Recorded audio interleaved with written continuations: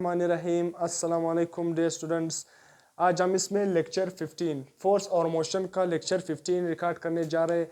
तो इससे पहले लेक्चर 14 में हमने प्रोजेक्टाइल मोशन को क्या कर लिया, स्टार्ट कर लिया था। तो लेक्चर 14 भी प्रोजेक्टाइल मोशन पे था, लेक्चर 15 भी प्रोजेक्टाइल मोशन पे।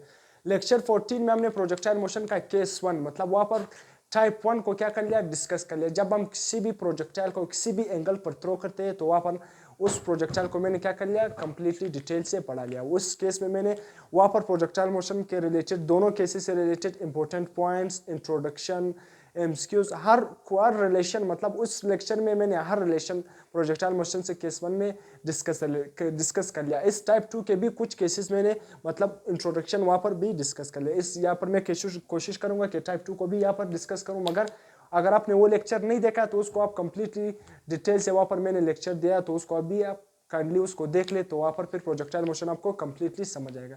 तो इसमें हम केस 2 प्रोजेक्टाइल मोशन का सेकंड केस डिस्कस करेंगे। तो काइंडली अगर आप चैनल पर नए हो तो चैनल को सब्सक्राइब कर दे और नीचे बेल आइकन की घंटी को पुश कर दे ताकि आपको नया आने वाले लेक्चर की नोटिफिकेशन मिल सके। तो चलो लेक्चर को स्टार्ट करते हैं। प्रोजेक्टाइल मोशन का केस 2। मैंने सिंपल आपको बता दिया कि प्रोजेक्टाइल मोशन है क्या। मैंने इससे प्रोजेक्टाइल मोशन की तारीफ सब कुछ को मैंने कंप्लीट डिटेल से क्या पढ़ाया था कि प्रोजेक्टाइल मोशन हर वो मोशन मतलब कोई भी मोशन जो क्या है, जो प्लेन में मूव करे, कोई भी ऑब्जेक्ट जो प्लेन का मतलब क्या है कि वो 2 डायमेंशनल मोशन। 2 डायमेंशनल मोशन को हम क्या कह सकते हैं कि प्लेन में, कि कोई भी ऑब्जेक्ट अगर हम उसको थ्रो करें, अगर वो क्या करे 2 डायमेंशन मूव करे, 2 डायमेंशनली मूव करे, मतलब वो प्लेन में मूव करे, 2 एक्सिस में मूव करे, वाई एक्सिस में भी मोशन शो करे, वाई एक्सिस में भी मूव करे और एक्स एक्सिस में भी मूव करे। इसको हमने क्या नाम दिया था, प्रोजेक्टाइल मोशन। क्या हर वो motion 2 dimensional motion under constant acceleration due to gravity, इसको हमने क्या नाम दिया था, प्रोजेक्टाइल मोशन। और प्रोजेक्टाइल मोशन का मतलब ही क्या है कि कोई भी मोशन अंडर ग्रेविटी, कोई भी मोशन अंडर ग्रेविटी क्या हो उसको हम क्या नाम देते हैं, प्रोजेक्टाइल मोशन। तो प्रोजेक्टाइल मोशन का डिफिनेशन वगैरह सब कुछ हमने डिस्कस कर लिया था पिछले लेक्चर। तो अगर आपने वो नहीं देखा है तो काइंडली उस लेक्चर को भी जरूर देखें ताकि आपको प्रोजेक्टाइल मोशन का हर पॉइंट क्या हो जाए, क्लियर हो जाए। तो प्रोजेक्टाइल मोशन सिंपली क्या है कि 2 डायमेंशनल मोशन मतलब कोई ऑब्जेक्ट को जब आप थ्रो करते हो तो वो क्या करता है, एक्स एक्सिस में भी मूवमेंट शो करता है और वाई एक्सिस में भी मूवमेंट शो करता है, मतलब 2 डायमेंशन में मूव करता है, वाई एक्सिस में भी और एक्स एक्सिस में भी। इस तरह हॉरिजॉन्टल भी मूव करता है और वर्टिकल भी मूव करता है। तो उसको हम क्या नाम देते हैं, प्रोजेक्टाइल मोशन। इसके बाद हम क्या करेंगे, केस या इसको आप क्या कह सकते हो कि टाइप 2, टाइप सेकंड, टाइप 2 या सिंपल आप क्या कह सकते हो। कुछ बुक में लिखा है कि सेकंड टाइप, कुछ में लिखा है कि सेकंड कैटेगरी प्रोजेक्टाइल मोशन का, कुछ में लिखा है कि केस 2 प्रोजेक्टाइल मोशन का केस 2 है। तो इसमें हम क्या डिस्कस करेंगे केस 2 में। याद रखना है कि आप जब कोई भी प्रोजेक्टाइल को आप क्या करते हो, हॉरिजॉन्टली थ्रो करते हो। याद रखना ये बहुत इंपॉर्टेंट वर्ड है। जब भी आपके साथ न्यूमेरिकल में आ जाए, क्वेश्चन में आ जाए कि वहां पर क्या पूछे कि when object is throne horizontally, जब किसी भी ऑब्जेक्ट को हम क्या करें, हॉरिजॉन्टली क्या करें, थ्रो करें। जब भी कोई ऑब्जेक्ट को हम हॉरिजॉन्टली थ्रो करेंगे तो फिर कौन सा टाइप होगा, उसको हम केस 2 हॉरिजॉन्टली थ्रो करेंगे। अगर वहां पर क्या लिखा होता है कि when on object is throne at a certain angle, तो फिर वहां पर टाइप 1 होगा। मगर अगर क्या लिखा हुआ था कि ऑब्जेक्ट इज थ्रोन हॉरिजॉन्टली, फिर ये क्या होगा, ये सेकंड केस। जब आप ऑब्जेक्ट को क्या करोगे, हॉरिजॉन्टली थ्रो करोगे, तब फिर ये केस बन जाएगा। किस तरह यहाँ पर मैंने डायग्राम बनाया कि जब आप किसी भी ऑब्जेक्ट को क्या करते हो, हॉरिजॉन्टली थ्रो करते हो, किस तरह यहाँ पर आपने क्या ये ऑब्जेक्ट को क्या कर लिया, हॉरिजॉन्टली थ्रो कर लिया। तो उसने क्या किया, साथ में एक्स एक्सिस में भी मोशन शो किया, मतलब मोशन कवर कर लिया, डिस्टेंस कवर कर लिया, और साथ में हाइट मतलब वाई एक्सिस में भी दोनों मोशन उसने क्या कर लिया, कवर कर लिया। दोनों कोऑर्डिनेट में उसने मोशन कवर कर लिया। मतलब यहाँ पर ऑब्जेक्ट किस तरह आपने थ्रो किया, हॉरिजॉन्टली। ऑब्जेक्ट को आपने किस तरह थ्रो किया, जब आप ऑब्जेक्ट को क्या करते हो, हॉरिजॉन्टली थ्रो करते हो। तो ये जब इस प्रोजेक्टाइल मोशन को क्या, ये भी प्रोजेक्टाइल मोशन है मगर टाइप कौन सा होगा, सेकेंड।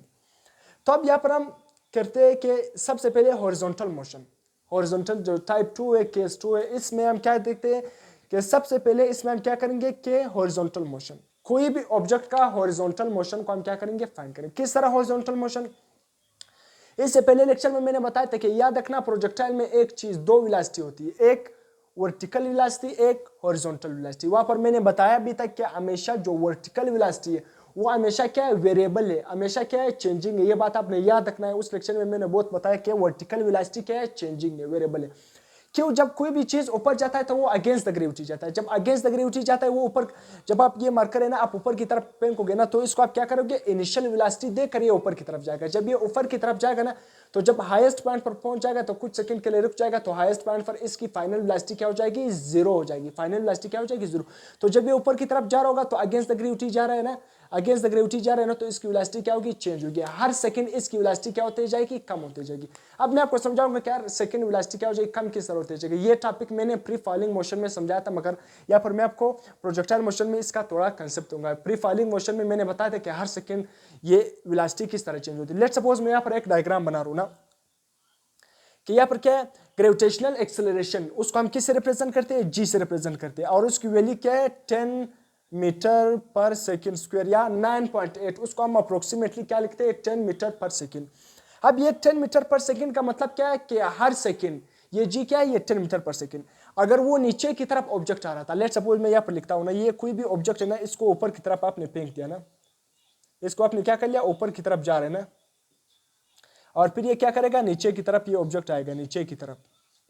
जब ये ऊपर की तरफ जाएगा तो अगेंस्ट द ग्रेविटी जा रहा है, तो हम जी की वैल्यू को क्या लेंगे, नेगेटिव। ये मीटर पर सेकंड का, पर सेकंड स्क्वायर का मतलब क्या है कि हर सेकंड पर अगर वो ऊपर की तरफ जा रहा होगा तो हर सेकंड, मीटर पर सेकंड स्क्वायर का मतलब क्या है, 10 मीटर पर सेकंड स्क्वायर, कि जब ये ऊपर की तरफ जा रहा होगा तो इसका जो वेलोसिटी होगी हर मीटर पर सेकंड अगर ऊपर की तरफ जा रही होगी तो हर सेकंड पर इसकी वेलोसिटी क्या होगी, 10 डिक्रीज होगी। किस तरह, लेट सपोज आपने कोई भी प्रोजेक्टाइल को ना 40 मीटर पर सेकेंड, सही है, वेलोसिटी दी, इनिशियल वेलोसिटी क्या थी, 40 मीटर पर सेकेंड, सही है।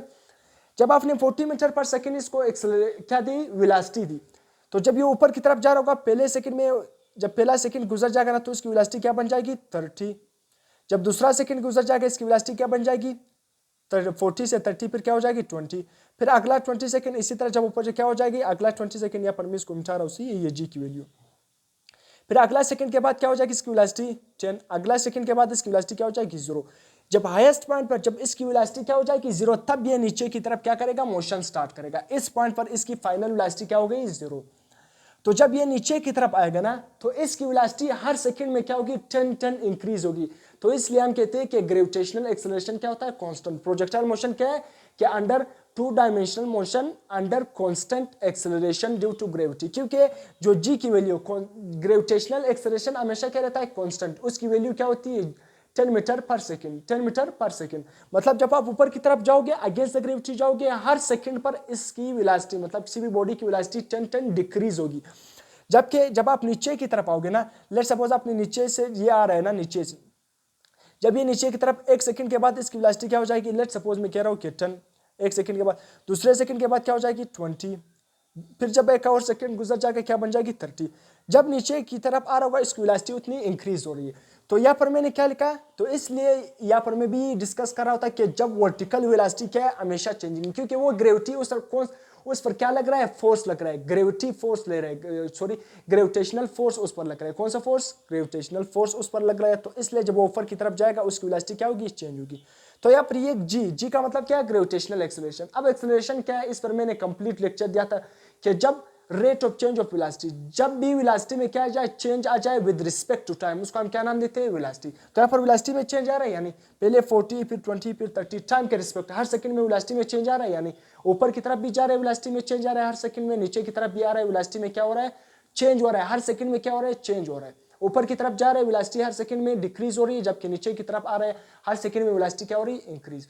तो इसलिए एक्सेलरेशन का मतलब क्या है, एक्सेलरेशन क्या है कि जब भी rate of change of velocity, कि जब वेलोसिटी चेंज हो जाए विद रिस्पेक्ट टू टाइम, उसको हम एक्सेलरेशन का नाम देते हैं। तो यहाँ पर भी वेलोसिटी चेंज हो रही, तो इसलिए इसमें क्या प्रोड्यूस हो रहा है, एक्सेलरेशन।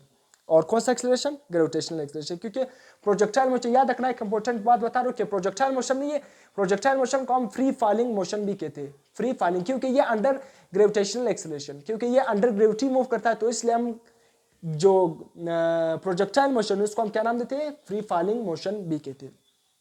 तो मैं बता रहा था कि वर्टिकल वेलोसिटी हमेशा प्रोजेक्टाइल में क्या होती है, चेंजिंग होती है। वर्टिकल वेलोसिटी क्या होती है, हमेशा प्रोजेक्टाइल में चेंजिंग होती है, क्योंकि वो अगेंस्ट द ग्रेविटी जा रहा है, हर पॉइंट उसकी वेलोसिटी क्या हो रही थी, चेंज हो रही थी। मतलब हर पॉइंट पर वेलोसिटी क्या है, चेंज हो रही थी। तो इसलिए वर्टिकल वेलोसिटी कांस्टेंट नहीं रहती। क्यों वर्टिकल वेलोसिटी कांस्टेंट नहीं थी, क्योंकि वहां पर वेलोसिटी चेंज हो रहा होता है। इसलिए हम क्या कह सकते हैं कि वहां पर एक्सेलरेशन प्रोड्यूस हो रहा है। जब एक्सेलरेशन प्रोड्यूस होगा तब क्या लगेगा, उस पर फोर्स। मैंने न्यूटन सेकंड लॉ में बताया था कि F is equal to ma। जब भी एक्सेलरेशन, जब किसी भी बॉडी पर फोर्स लगेगा तो उसमें एक्सेलरेशन प्रोड्यूस होगा। तो इसलिए यहाँ पर क्या है, जो वर्टिकल मोशन में वहाँ पर फोर्स लग रहा है, तो इसलिए ग्रेविटेशनल एक्सेलरेशन उसमें प्रोड्यूस हो रहा है। ग्रेविटेशनल एक्सेलरेशन के साथ साथ उसकी वेलोसिटी क्या हो रही है, चेंज हो रही है। तो इसलिए वर्टिकल वेलोसिटी, प्रोजेक्टाइल में याद रखना वर्टिकल वेलोसिटी हमेशा चेंज होगी, जबकि हॉरिजॉन्टल वेलोसिटी, यानी हॉरिजॉन्टल वेलोसिटी इसको हम कहते हैं, जो एक्स एक्सिस में, इसको हॉरिजॉन्टल वेलोसिटी कहते हैं। ये हॉरिजॉन्टल वेलोसिटी हमेशा क्या रहेगी, कांस्टेंट रहेगी। हॉरिजॉन्टल वेलोसिटी क्या रहेगी, हमेशा प्रोजेक्टाइल में कांस्टेंट रहेगी, क्योंकि इसमें जो एक्सेलरेशन है, क्या एक्सेलरेशन, इसमें कोई भी एक्सेलरेशन प्रोड्यूस नहीं होती जब वेलोसिटी कांस्टेंट रहती है। जब वेलोसिटी में चेंज नहीं आता है तो फिर एक्सेलरेशन क्या होगा, जीरो। अभी मैंने बता दिया, जब वेलोसिटी में चेंज आता है, वेलोसिटी में चेंज आता है विद रिस्पेक्ट टू टाइम, तो उसको हम क्या नाम देते थे, एक्सेलरेशन। जब वेलोसिटी में चेंज नहीं होगा, जब वेलोसिटी में चेंज नहीं होगा, वेलोसिटी चेंज नहीं होगी, वेलोसिटी क्या होगी, कांस्टेंट, तब एक्सेलरेशन क्या होगा, जीरो, नो एक्सेलरेशन। तो इसलिए हॉरिजॉन्टल, जो हॉरिजॉन्टल एक्सिस है ना, इसकी जो वेलोसिटी है वो क्या रहती है, हमेशा कांस्टेंट।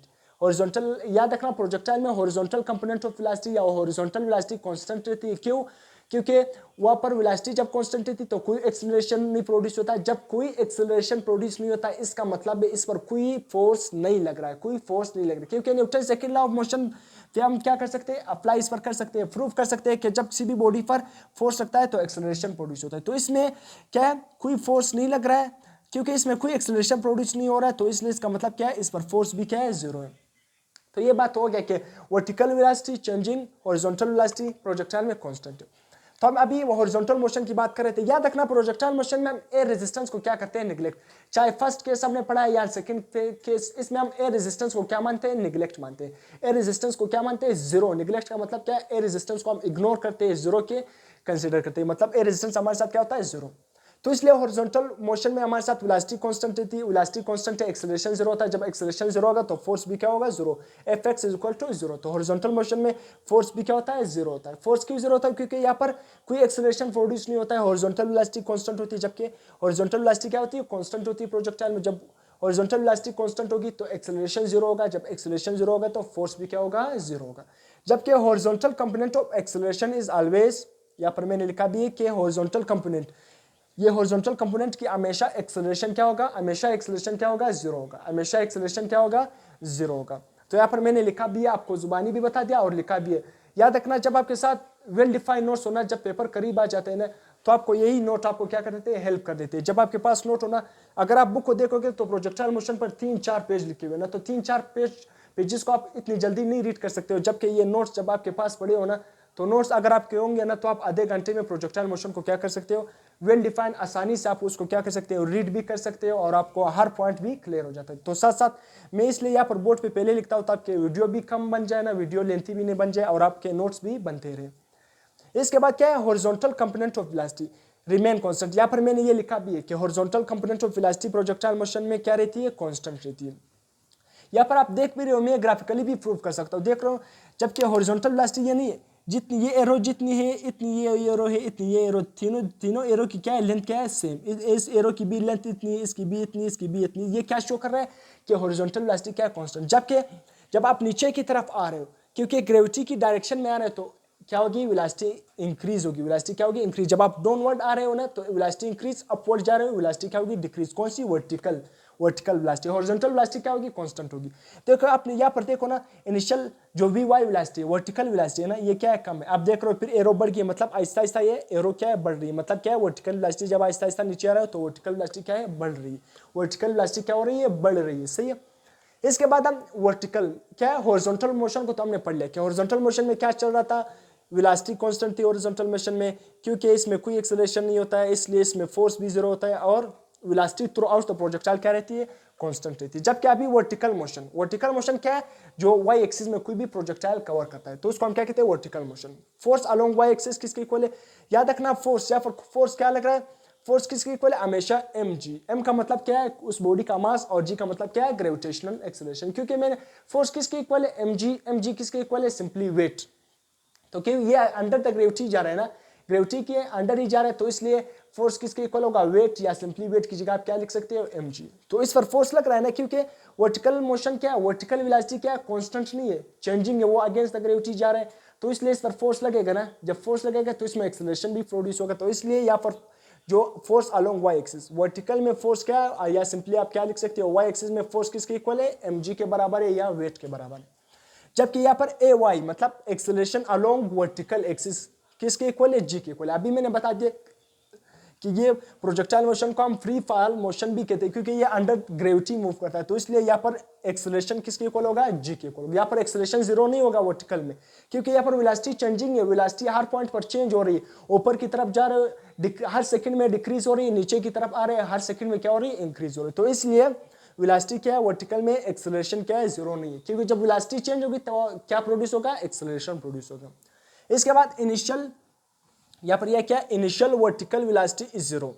अब इनिशियल वर्टिकल वेलोसिटी क्यों जीरो है, क्योंकि जब आपने प्रोजेक्टाइल को हॉरिजॉन्टली थ्रो किया ना, याद रखना जब आप प्रोजेक्टाइल को क्या करते हो, मैं यहाँ पर ये नहीं, जब आप लेट्स सपोज क्या है हॉरिजॉन्टली थ्रो करते हो तो उस तरह मोशन कवर करेगा, क्या करेगा, सर्टेन हाइट से क्या करते हो आप हॉरिजॉन्टली थ्रो करते हो ना, जब ये क्या है इस तरह हॉरिजॉन्टली, मैं यहाँ पर इस तरह, जब आप हॉरिजॉन्टली थ्रो करेगा ना तो ये क्या करेगा, साथ में क्या करेगा, मतलब हॉरिजॉन्टल डिस्टेंस भी कवर कर लिया और साथ में ये इस तरह गया ना, उसने साथ में हाइट दोनों एक्सिस में, वाई एक्सिस में भी और एक्स एक्सिस में भी।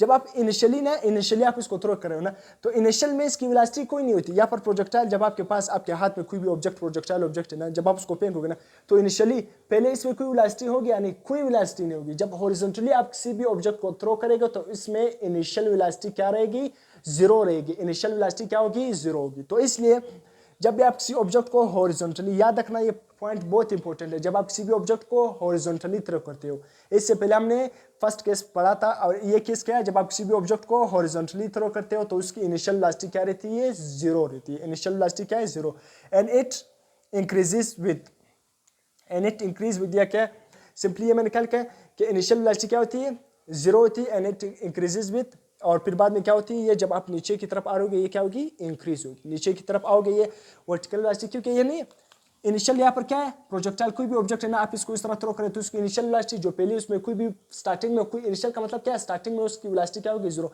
जब वो नीचे की तरफ आएगा तो आहिस्ता आहिस्ता क्या होगा, इंक्रीज होगी, वर्टिकल वेलोसिटी आहिस्ता आहिस्ता क्या होगी, इंक्रीज होगी। हॉरिजॉन्टल वेलोसिटी कभी भी इंक्रीज ना डिक्रीज, वो हमेशा क्या रहेगी, हॉरिजॉन्टल वेलोसिटी कांस्टेंट होगी, हॉरिजॉन्टल वेलोसिटी क्या रहेगी, कांस्टेंट, क्योंकि उस पर कोई भी फोर्स नहीं लग रहा है, कोई एक्सेलरेशन प्रोड्यूस नहीं होगा, तो इसलिए हॉरिजॉन्टल वेलोसिटी हर पॉइंट, इनिशियल पॉइंट, स्टार्टिंग मतलब एंडिंग पॉइंट, हाईएस्ट पॉइंट, सब पर हॉरिजॉन्टल वेलोसिटी क्या रहेगी, कांस्टेंट।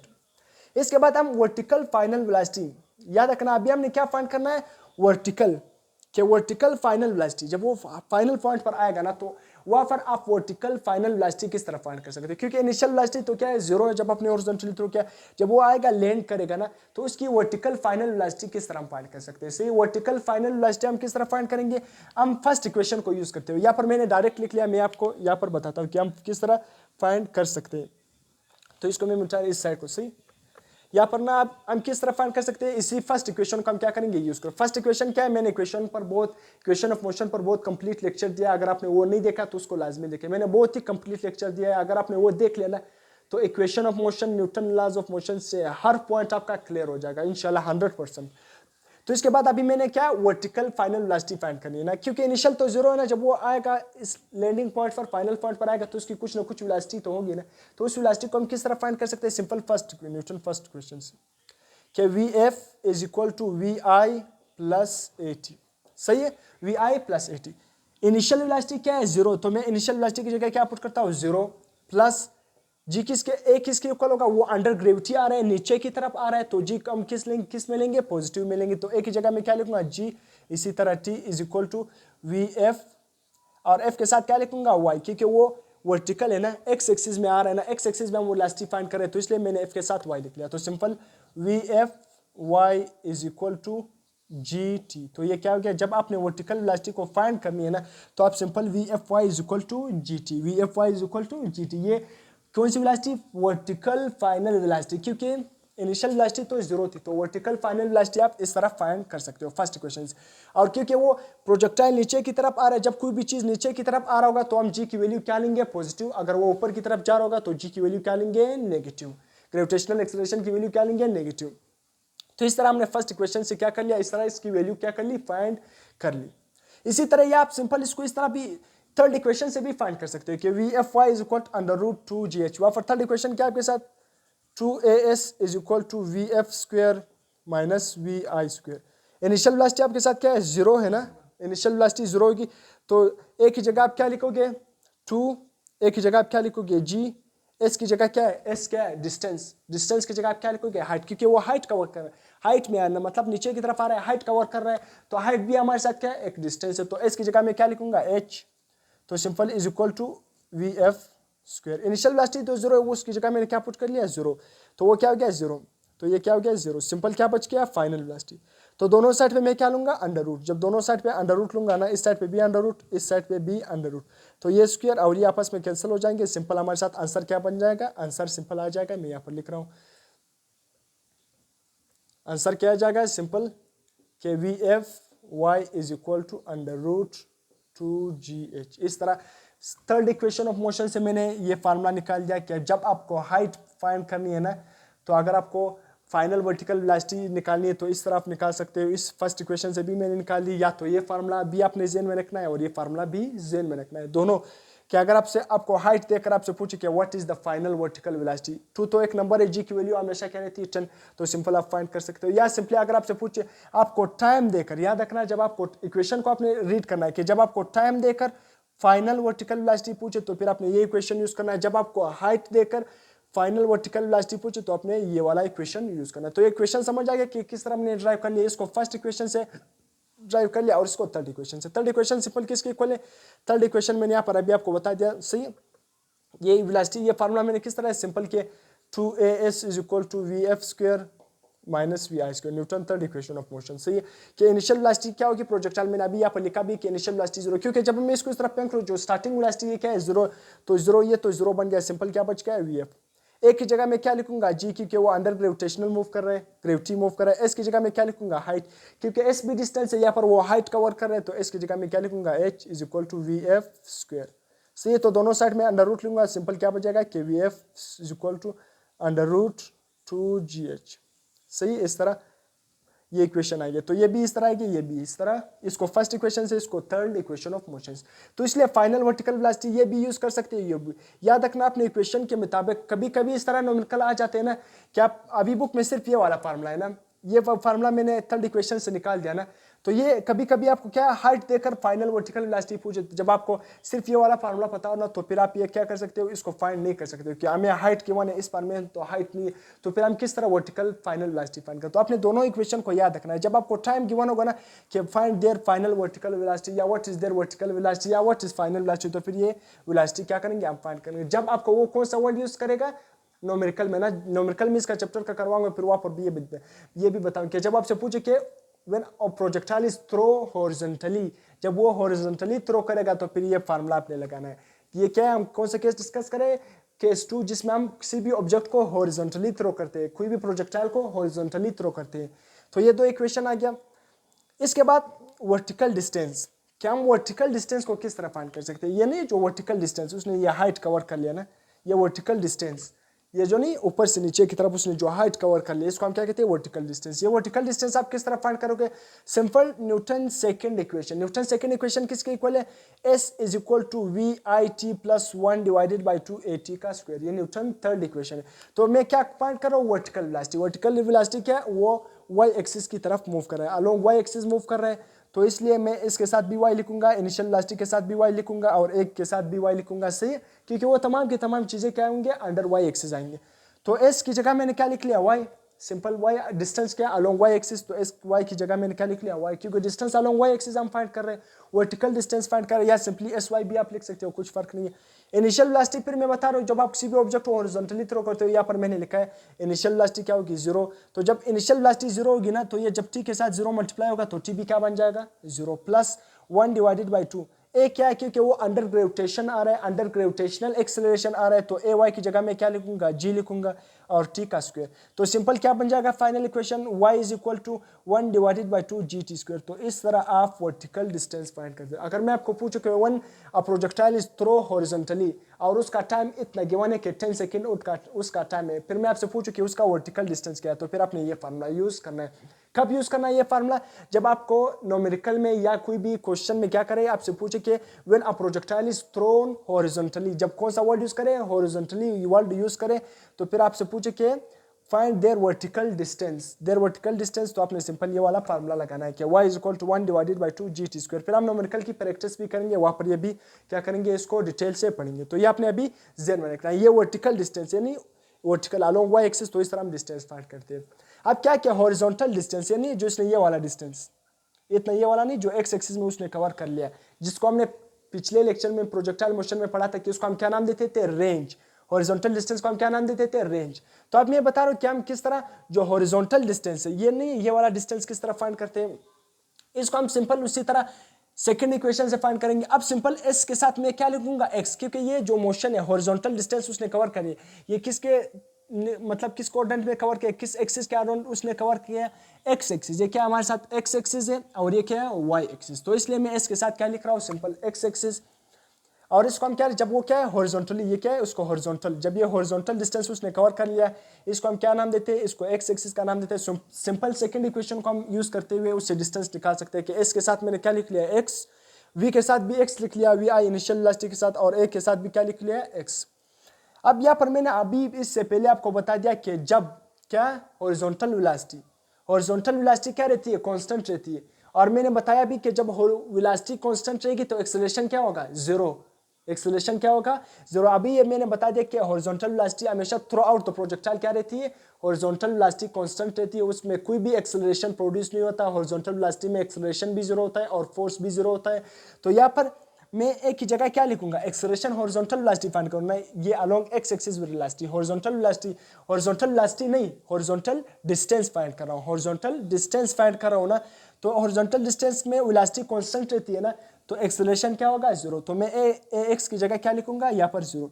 जब मैंने यहाँ पर जीरो फुट कर लिया ना, तो ये जीरो 1/2 के साथ भी मल्टीप्लाई होगा और टी के साथ भी मल्टीप्लाई होगा, तो ये होल फैक्टर क्या बन जाएगा, ये होल फैक्टर क्या बन जाएगा, जीरो। जीरो किसी भी चीज के साथ मल्टीप्लाई होगा वही चीज सारा के सारा क्या होगा, जीरो।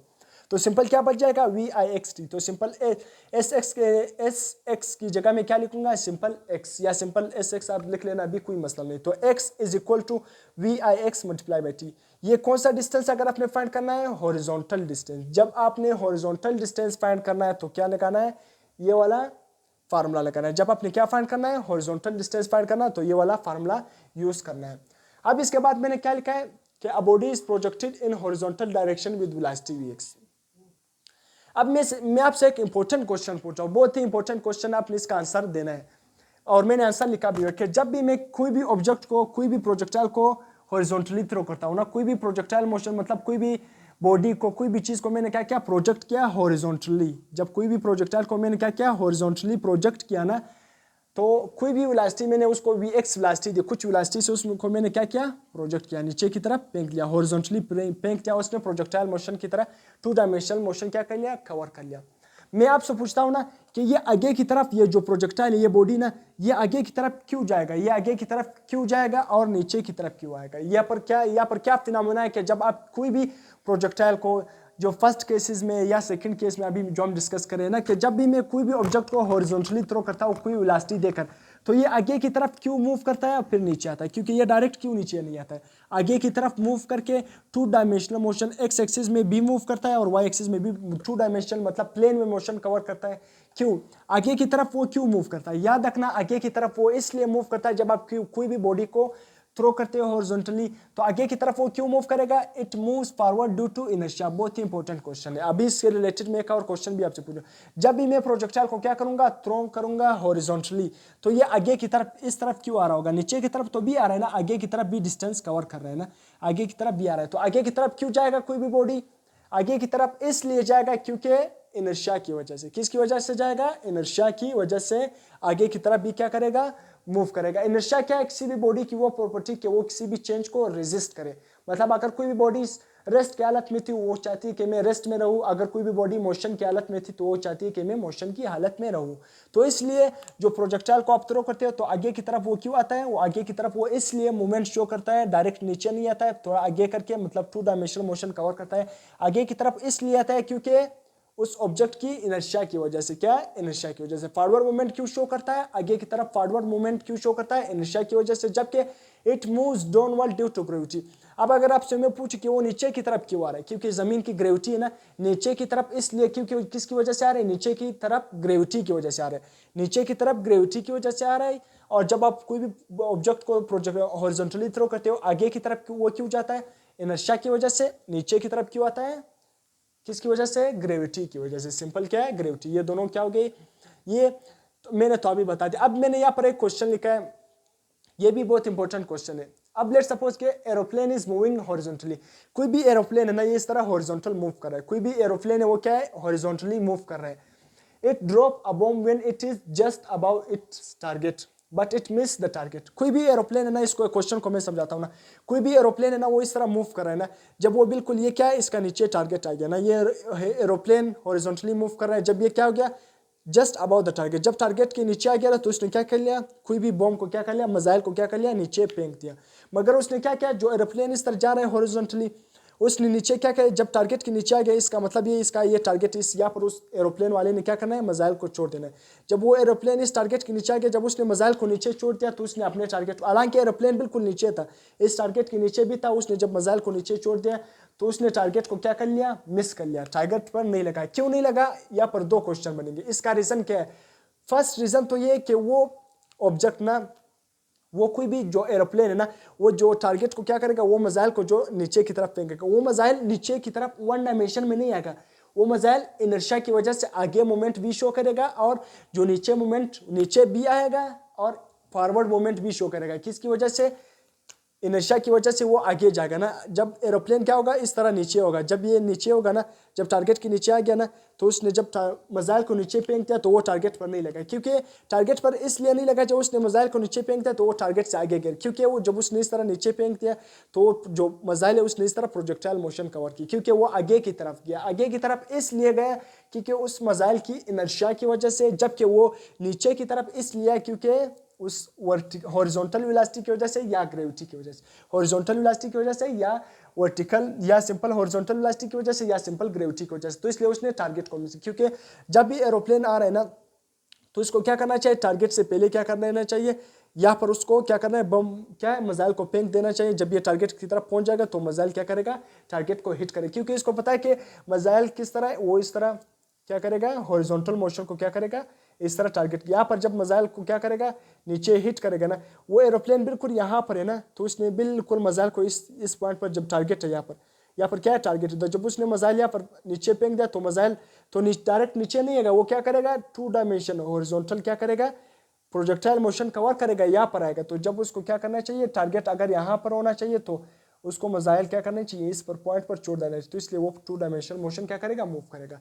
तो इसलिए जब वो टारगेट के बिल्कुल नीचे था, जब मिसाइल छोड़ दिया तो उसने अपने टारगेट को मिस कर लिया, टारगेट को नहीं हिट किया। क्यों, इनर्शिया की वजह से वो ऑब्जेक्ट, वो मिसाइल आगे की तरफ गया, जबकि जो क्या है उसने जो हॉरिजॉन्टल वेलोसिटी की वजह से, इनर्शिया की वजह से वो आगे की तरफ गया, और साथ साथ में हॉरिजॉन्टल वेलोसिटी की वजह से, और साथ में थर्ड पॉइंट आप भी लिख सकते हो, ग्रेविटी की वजह से वो नीचे की तरफ बाद में आया, तो इसलिए उसने टारगेट को क्या कर लिया, मिस कर लिया। ये हर चीज जब आप उसको फेंकते हो ना तो आपको थोड़ा टारगेट से पहले क्या कर देना है, हिट कर देना चाहिए। वो क्या करेगा, इस तरह मूव करता है प्रोजेक्टाइल मोशन, तो इसलिए क्योंकि वो आगे की तरफ जाएगा इनर्शिया की वजह से, और नीचे की तरफ आएगा ग्रेविटी की वजह से, और साथ में उसमें हॉरिजॉन्टल वेलोसिटी भी क्या करेगा, कवर करेगा, हॉरिजॉन्टल भी मोशन कवर करेगा। तो ये क्या था, प्रोजेक्टाइल मोशन का सेकंड केस। अब इससे हम क्या करेंगे, रिलेटेड जो प्रोजेक्टाइल मोशन है, बुक में एक एग्जांपल दिया था बैलिस्टिक मिसाइल, वो क्या है, अगर आप इसको नोट करते हो तो मेरे साइड पे हो जाता हो, आप इसका स्क्रीनशॉट वगैरह भी ले सकते हो।